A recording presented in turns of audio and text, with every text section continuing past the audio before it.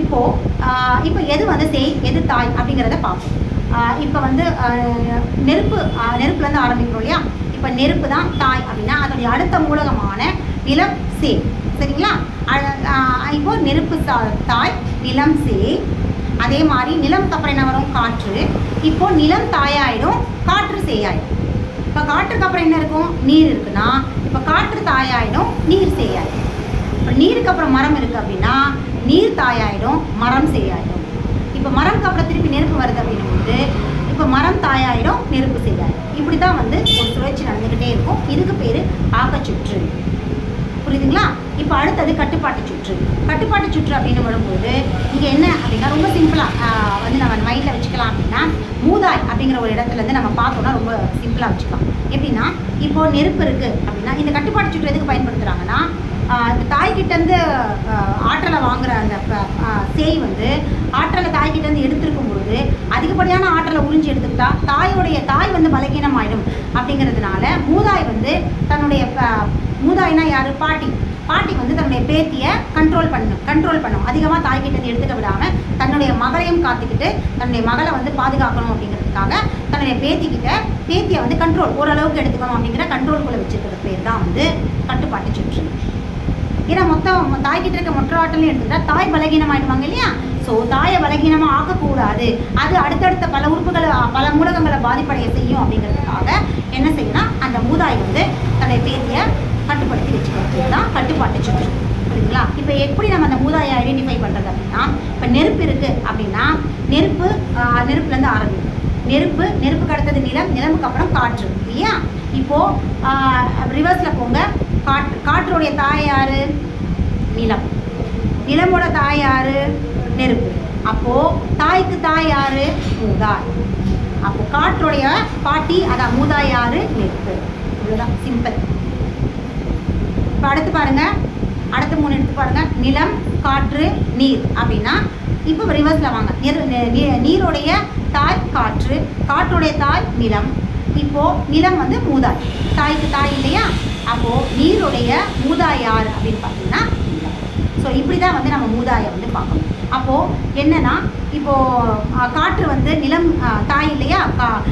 காற்றுடைய தாய் யார்? நிலம். ஸோ நிலம் கிட்டேருந்து ஆற்றல் அதிகப்படியாக ஈர்த்து எடுத்துக்குது அப்படின்னு பார்த்தீங்கன்னா எடுத்துக்க போகுது. அப்போ தாய் இங்கே நிலம் வந்து பலகீனம் ஆகிடுன்றதுக்காக நெருப்பு மூலகம் காற்றை கட்டுப்படுத்தும். அப்போது நெருப்பு காற்றை கட்டுப்படுத்தினா நிலம் சரியாகும்.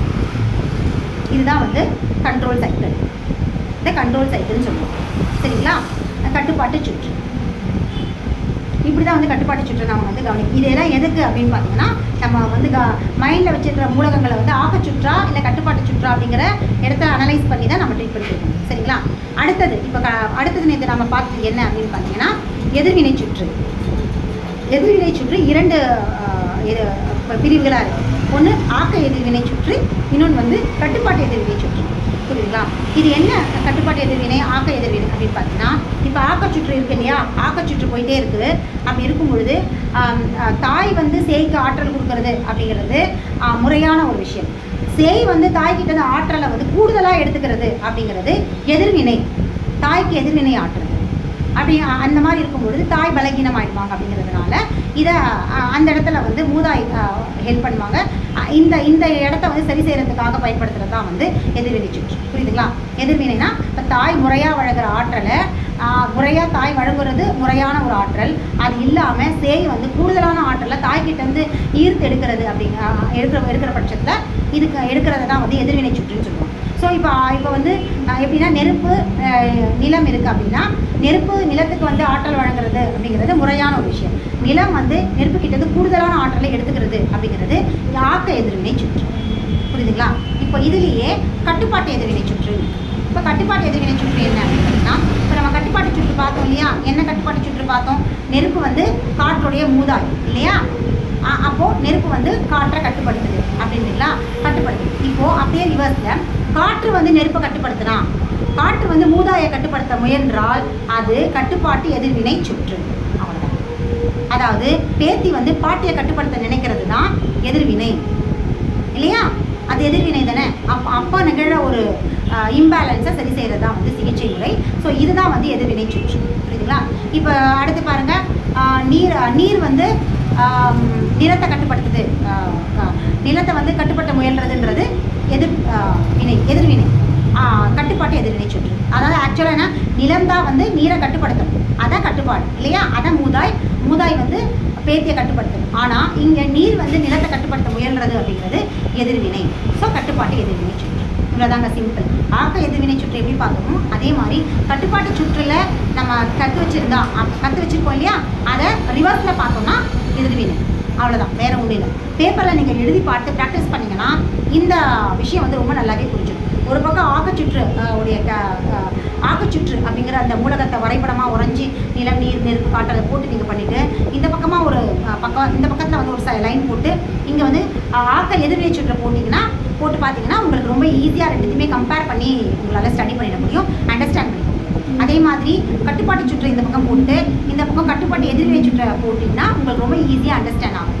இப்படி போகிறது கட்டுப்பாட்டு சுற்று, இப்படி போகிறது கட்டுப்பாட்டு எதிர்வினை, இப்படி போகிறது ஆக்கச்சுற்று, இப்படி வர்றது ஆக்க எதிர்வினை. அவ்வளோதான், வேறு ஒன்றுமே கிடையாது. ஸோ இவ்வளோ ரொம்ப சிம்பிள் தான், ரொம்ப பெரிய விஷயம்லாம் கிடையாது. இதனால் வந்து அக்குபஞ்சருடைய தத்துவங்களும் சரி, சிகிச்சை முறைகளும் சரி, நாடி பரிசோதனை மிக மிக எளிமையானது. பாமர மக்களும் இதுக்கு பெரிய படிப்பெல்லாம் கூட தேவையில்லை. படிப்பே இல்லாதவங்க தான் மருத்துவத்தை கற்று வச்சுருந்தாங்க அப்படிங்கிறது மிக மிக குறிப்பானது. இது சித்த மருத்துவமாக இருக்கட்டும், எந்த மருத்துவமாக இருக்கட்டும், நம்ம ரொம்ப பெரிய படித்தவங்களோ மேதாவிகளோலாம் வந்து மருத்துவத்தெல்லாம் கற்றுக்கிட்டு பெரிய ஞானி ஆகலை. சாதாரண பாமர மக்கள் தான் வந்து மருத்துவம் கற்று வச்சுருந்தாங்க. ஸோ இது எல்லா மருத்துவம் அப்படிங்கிறது எல்லாருக்கும் ஆனது அப்படிங்கிறதுனால தான் இதை பொதுமைப்படுத்தணும் அப்படிங்கிறது தான் என்னுடைய நோக்கம். அதனால தான் இது சாதாரண மக்களும் என்னோடய பேஷண்ட் முதற்கொண்டு என்னுடைய ஹீலிஸ் முதற்கொண்டு இதை எல்லாருமே கற்றுக்கணும் அப்படிங்கிறதுக்காக தான் நான் வந்து இதை காணொலியாக போடுறேன். சரிங்களா? இப்போது வந்து முக்கியமான விஷயத்தை வந்து நம்ம தெரிஞ்சுக்கிட்டு இதோட வந்து நம்ம இன்னைக்கான காணொலியை நிறைவு